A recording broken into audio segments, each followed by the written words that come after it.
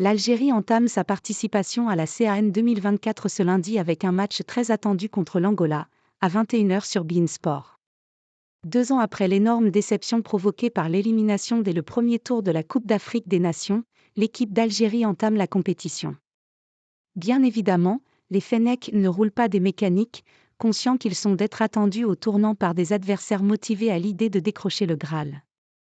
Afin d'éviter une nouvelle désillusion, Djamel Belmadi le sait, il est impératif que l'Algérie entame la CAN par une victoire. Le sélectionneur algérien ne veut pas en faire des tonnes, mais il avoue que ce premier rendez-vous face à l'Angola peut changer la face de cette compétition pour des joueurs algériens revanchards. Avant ce match inaugural, Belmadi a mis les choses au point. L'Algérie ne veut pas revivre le cauchemar de 2022. Face aux médias, l'entraîneur de l'équipe d'Algérie a prévenu que l'heure était venue de confirmer que sa formation était un réel candidat au titre. Un premier match, ça influe sur tout le reste de la compétition. Nous avons 2 exemples depuis que je suis à la tête de cette sélection. Il est facile de vouloir marquer vite et beaucoup pour bien entamer la compétition, mais il y a un adversaire en face. L'Angola est une équipe qui ne prend pas beaucoup de buts, et il faut gérer 1h30 de match.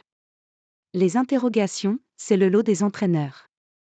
Les problèmes de riches dans certains compartiments compliquent un peu la réflexion.